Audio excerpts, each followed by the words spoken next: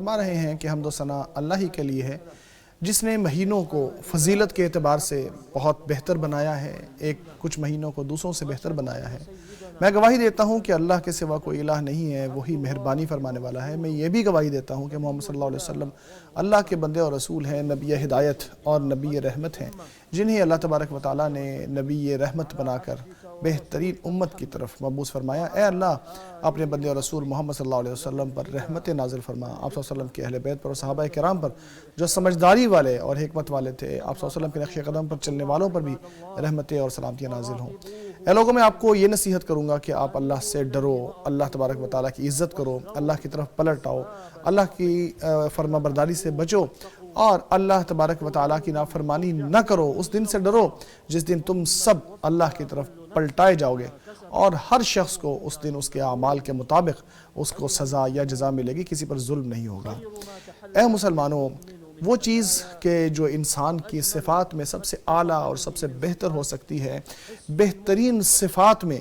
ایسا احساس ہے جو شاندار ہو، انسان کا دل زندہ ہو، ایسی عقل ہو جس کے اندر سمجھ بھی ہو، جس کے اندر اللہ تبارک و تعالیٰ کی حرام کردہ چیزوں کی حرمت بھی ہو اور اللہ کی تعظیم کردہ چیزوں کی تعظیم بھی موجود ہو۔ ایسا شخص اپنے ایمان پر ایک دلیل قائم کرتا ہے، ایک شاندار برہان قائم کرتا ہے، ایک دلیل قائم کرتا ہے کہ واقعی وہ اللہ کی حرمات کی، اللہ تبارک و تعالیٰ کی تعظیم کردہ چیزوں کی تعظیم کرتا ہے۔ اللہ تبارک و تعالیٰ اپنی جس مخلوق کو چاہتا ہے یا جس جگہ کو چاہتا ہے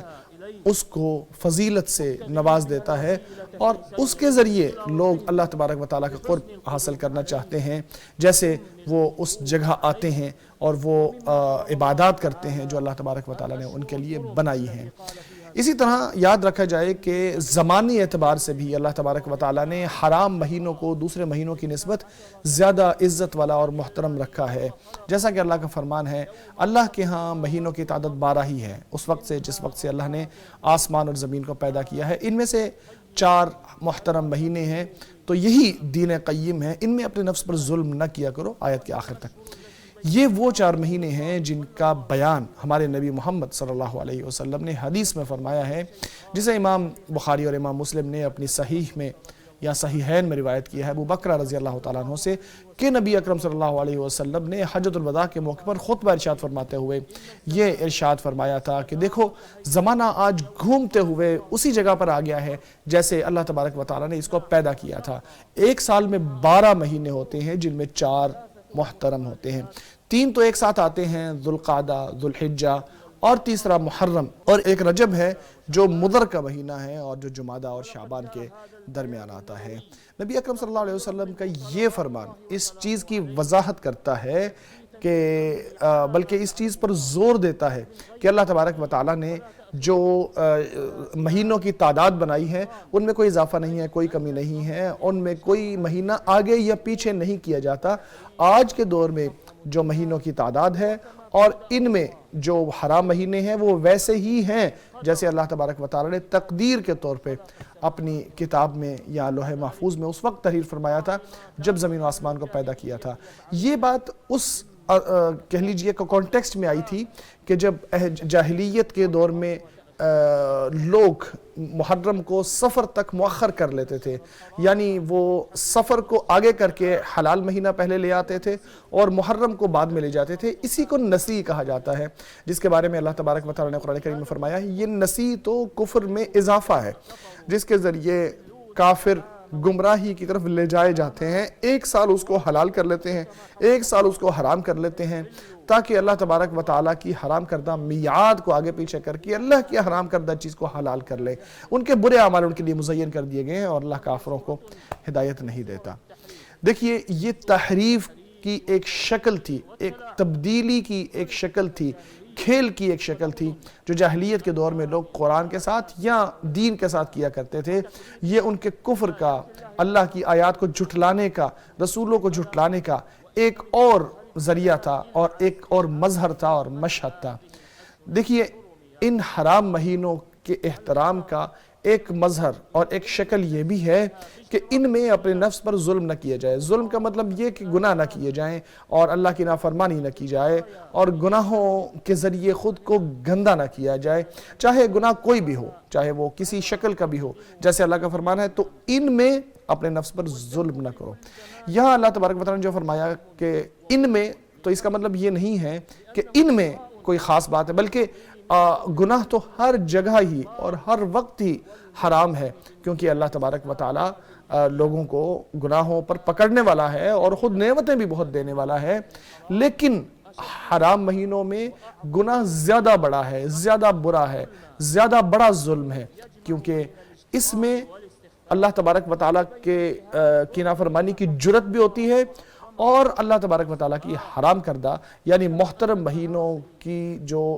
عزت ہے اس کو پامال کرنے کی کوشش بھی ہوتی ہے۔ جیسا کہ مکہ مکرمہ میں گناہ کرنا زیادہ بڑا ہے، جیسے کہ اللہ کا فرمان ہے جو ان میں گناہ کرنے کا، برائی کرنے کا ارادہ کرے گا ہم اس کو بدترین سزا دیں گے، تو اسی طرح جو حرام مہینے ہیں ان میں بھی حرام کا جو گناہ ہے وہ بڑھ جاتا ہے۔ جیسے ابن عباس رضی اللہ عنہ کے حوالے سے روایت آتی ہے کہ انہوں نے فرمایا اللہ نے 4 مہینوں کو مختص کیا ہے، ان کو انہوں نے محترم بنایا ہے، ان میں حرام چیزوں کو برا بنایا ہے، زیادہ برا بنایا ہے، گناہ کو بہت برا بنایا ہے، اور اس میں نیکیوں کا اجر بھی بہت بڑھا دیا ہے۔ اسی طرح قتادہ علیہ رحمۃ اللہ فرماتے ہیں حرام مہینوں میں گناہ زیادہ بڑے ہوتے ہیں دوسرے دنوں میں گناہ کی بنسبت،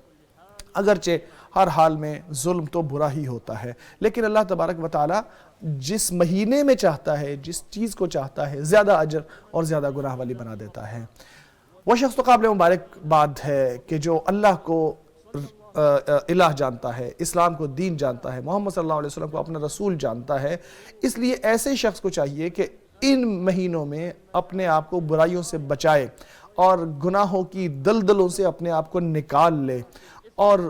گناہوں کی گندگیوں سے اپنے آپ کو پاک کر لے اور خواہشات کی برائیوں سے جو ہلاکت والی چیزیں ہیں ان سے اپنے آپ کو بچا لے اور بلند کر لے، نفس امارہ کا مقابلہ کر لے، جو شیطان انسان کو برائی کی طرف لے کے جاتا ہے اس سے بچ جائے، اور ہمیشہ یاد رکھے کہ زندگی ہمیشہ مراحل کی شکل میں آتی ہے جس میں انسان کی عمر گزرتی جاتی ہے، انسان کی عمر انہی مراحل میں گزر جاتی ہے، انسان کو کچھ پتہ نہیں ہوتا کہ کب وہ ان مراحل سے نکل کے کسی اور دنیا میں چلا جائے گا، کتنے مرحلے وہ طے کر چکا ہے، کس مرحلے میں وہ اب پہنچ گیا ہے اور کون سا مرحلہ اس کا آخری مرحلہ تصور ہوگا۔ سمجھدار وہی ہے، خوشبخت وہی ہے کہ جو بلندیوں کی طرف بڑھنے والا ہو، جو اللہ تبارک و تعالیٰ کی خوشنودی کو پانے کے لیے، اس کی مغفرت کو پانے کے لیے، گزشتہ کوتاہیوں کا تدارک کرنے کے لیے اور بقیہ اچھے اوقات اور فضیلت والے اوقات سے فائدہ اٹھانے کے لیے تیار ہو، جو درست مسلک کے اوپر یا درست منہج کے اوپر قائم رہے اور اس مہینے کے اندر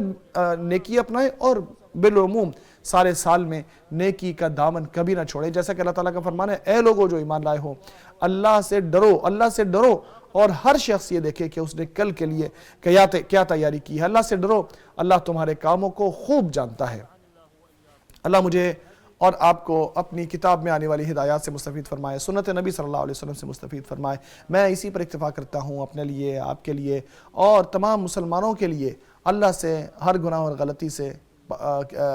اور غلطی کی معافی مانگتا ہوں۔ آپ بھی اسی سے معافی مانگو، یقیناً وہ بخشنے والا اور رحم کرنے والا ہے۔ حمد و ثنا اللہ ہی کے لیے ہے جو سیدھا راستہ دکھانے والا ہے۔ میں اللہ کے حمد و ثنا بیان کرتا ہوں اور گواہی دیتا ہوں کہ اللہ کے سوا کوئی الہ نہیں ہے، وہ وحدہ لا شریک ہے۔ میں یہ بھی گواہی دیتا ہوں کہ ہمارے نبی، ہمارے سردار محمد صلی اللہ علیہ وسلم اللہ کے بندے اور رسول ہیں۔ آپ حوض کوثر والے ہیں کہ جن سے پینے والا کبھی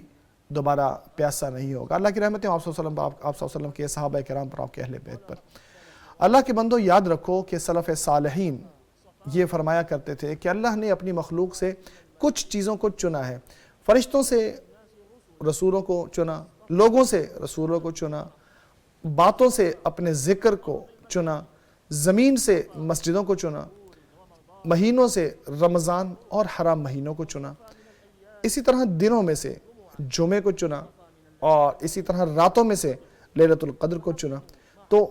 جس چیز کی تعظیم اللہ نے کی ہے آپ بھی اس کی تعظیم کرو، کیونکہ جیسے اللہ تبارک و تعالیٰ نے چیزوں کو معظم کیا ہوتا ہے، اہل عقل انہی چیزوں کو معظم اور محترم سمجھتے ہیں۔ تو اللہ کے بندو، اللہ سے ڈرو اور جن چیزوں کی تعظیم اللہ نے کی ہے آپ بھی ان کی تعظیم کرو، اور اس مہینے کے جو حرام مہینہ ہے اس میں گناہوں سے بچو، ان میں اپنے نفس پر ظلم کرنے سے بھی بچو اور سارے مہینوں میں بھی بچو، ان میں خصوصی طور پر نیکیاں کرنے کی کوشش کرو، برائیوں سے بچ جاؤ۔ صحیح روایات میں جو نبی اکرم صلی اللہ علیہ وسلم سے چیزیں ثابت ہیں ان پر قائم رہو، اور جو چیزیں ایجاد کردہ ہیں جن کی کوئی حقیقت کتاب الہی میں نہیں ہے، نبی اکرم صلی اللہ علیہ وسلم کی سنت میں نہیں ہے، ان چیزوں کو چھوڑ دو، ان چیزوں کو ترک کر دو، کیونکہ کامیاب وہی ہے جو ان چیزوں کی تعظیم کرتا ہے جن کی تعظیم اللہ نے کی ہے، جو ان چیزوں کو حرام سمجھتا ہے جن کو اللہ نے حرام کیا ہے، جو اخلاص کرتا ہے، اخلاص اپناتا ہے اللہ کے لیے، نبی اکرم صلی اللہ علیہ وسلم کی پیروی کرتا ہے۔ اور پھر ہمیں ہمیشہ یاد رکھنا چاہیے کہ اللہ تبارک و تعالیٰ نے ہمیں نبی اکرم صلی اللہ علیہ وسلم پر درود بھیجنے کا حکم دیا ہے، جیسا کہ اس نے سب سے سچے کلام، سب سے خوبصورت کلام میں فرمایا ہے، اللہ اور اس کے ملائکہ نبی پر درود بھیجتے ہیں، اے لوگو جو ایمان لائے ہو تم بھی ان پر درود اور سلام بھیجو۔ اے اللہ رحمتیں اور سلامتیاں نازل فرما اپنے بندے اور رسول محمد صلی اللہ علیہ وسلم پر۔ اے اللہ خلفائے راشدین سے راضی ہو جا، ابو بکر سے، عمر سے، عثمان سے اور علی سے۔ اے پروردگار آپ صلی اللہ علیہ وسلم کی بیویوں سے، امہات المومنین سے۔ اے اللہ تمام اہل بیت سے، تمام صحابہ کرام سے، تمام تابعین سے راضی ہو جا۔ اے اللہ ان کی پیروی کرنے والوں سے بھی جو قیامت تک آئیں، اے اللہ سب سے راضی ہو جا، اپنا خاص فضل و کرم فرما کر ہم سب سے بھی راضی ہو جا۔ تو ہی احسان کرنے والا ہے، تو ہی سب سے بڑھ کر کرم نوازی فرمانے والا ہے۔ آئیے دعاؤں میں شامل ہو جاتے ہیں۔ آپ فرما رہے ہیں بلکہ دعا کر رہے ہیں کہ اللہ اسلام اور مسلمانوں کو عزت عطا فرما، اے اللہ اسلام اور مسلمانوں کو عزت عطا فرما، اے اللہ دین کی حفاظت فرما، اے اللہ دین کی حفاظت، اپنے موحد بندوں کی مدد فرما، اے اللہ مسلمانوں کے دلوں کو جوڑ دے، اے اللہ ان کی صفوں کو درست کر دے، اے اللہ ان کو حق پر جمع فرما دے، اکٹھا فرما دے، اے اللہ اس ملک کو امن و امان والا، اطمینان والا بنا دے، اور تمام مسلمان ممالک کو بھی۔ اے اللہ ہمیں ہمارے ملکوں میں امن عطا فرما، ہمارے اماموں اور حکمرانوں کی اصلاح فرما دے، اے اللہ حق کے ساتھ ہمارے حکمران اور ہمارے ولی امر خادم حرمین شریفین کو کامیاب فرما، اس کو ایسے مشیر فراہم فرما جو نیک ہوں، اے اللہ اس کو اپنی خوشنودی کے کاموں کی توفیق عطا فرما، اے اللہ اسے اور اس کے ولی عہد کو ان کاموں کی توفیق عطا فرما جن میں ایسے کاموں کی توفیق عطا فرما جن میں جلد آنے والی اور دیر سے آنے والی بھلائی ہے ملک اور قوم کے لیے۔ یقیناً قیامت کے دن ہم سب نے تیری طرف ہی پلٹنا ہے، اے اللہ اس ملک کی حفاظت فرما، اس کو ہر خیر ہمیشہ ملی رہے، اے اللہ ہر شر سے ہمیشہ محفوظ رہے، اے اللہ اس کو ایمان کے سمٹنے کی جگہ بنا دے، امن و امان کی جگہ بنا دے، اطمینان کا گہوارہ بنا دے، اے اللہ امن و امان اور استقرار اور سکون اور چین اس میں ہمیشہ کے لیے دائم کر دے، اے اللہ اس کو سرکشوں کی سرکشی سے اور چال بازوں کی چالوں سے محفوظ فرما لے، اے اللہ اے پروردگار عالم، اے اللہ حفاظت فرما ہمارے جوانوں کی جو سرحدوں کی حفاظت کر رہے ہیں، اے اللہ ان کا مددگار بن جا، ان کی نصرت کرنے والا بن جا، اے اللہ مسجد اقصیٰ کو آزادی عطا فرما دے، اے اللہ مسلمانوں کی حفاظت فرما، فلسطین میں اے اللہ ان کی مدد فرما، تو ان کا مددگار، ان کا نصرت کرنے والا، ان کا نگہبان بن جا،